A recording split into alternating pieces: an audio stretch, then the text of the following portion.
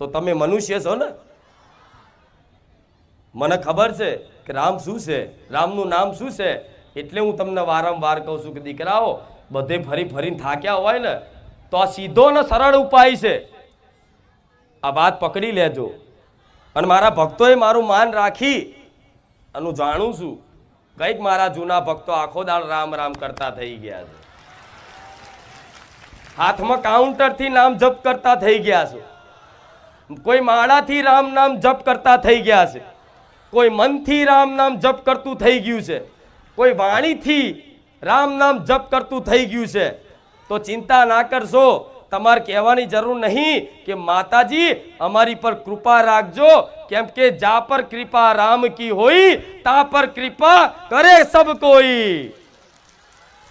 ભગવાન રામની કૃપા થઈ છે ત્યારે તમે રામ નામ જપ કરી શકો છો. ત્યારે મારા જેવી માતા તમને આશીર્વાદ 1000 વખત આપે છે. ત્યારે તમારી કુળદેવી પ્રત્યે તમને ભક્તિભાવ જાગ્યો છે. ત્યારે તમને કોઈ જગ્યાએ સારું કાર્ય કરવાનું, સેવા કરવાનો અવસર પ્રાપ્ત થયો છે. આ રામની કૃપા અને મારી માતાની કૃપા ફળી છે.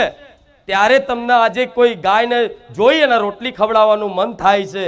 કોઈ કૂતરાને જોઈ અને બિસ્કિટ ખવડાવવાનું મન થાય છે. કોઈ કીડીઓનું કીડિયારું પૂરવાનું મન થાય છે.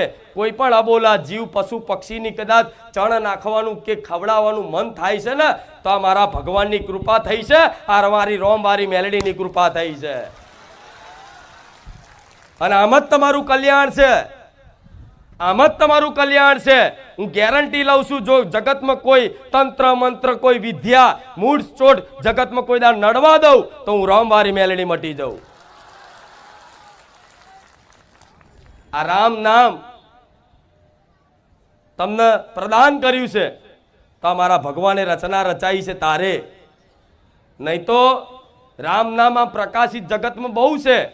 આસાનીથી બધા હેરતા ચાલતા બોલે છે, પણ આની મહિમા ભગવાનની કૃપા થાય ને ત્યારે જ ક્યાંક રામ નામની મહિમા સાંભળવા મળે તમને. ભગવાનની જેની પર વિશેષ કૃપા થાય એ જ ભક્તને ક્યાંક રામ નામ સાંભળવા મળે. નહીં તો આ જગતમાં બધી જગ્યાએ રામ રામ રામ રામ રામ થતું હોય, પણ એ રામ રામ એડે ક્યારેય નહીં જતું. પણ તમે તો ભાવપૂર્વક, પ્રેમપૂર્વક, વિશ્વાસથી, શ્રદ્ધાથી બોલો છો કે રામ, તો આ ક્યારે એડે જશે.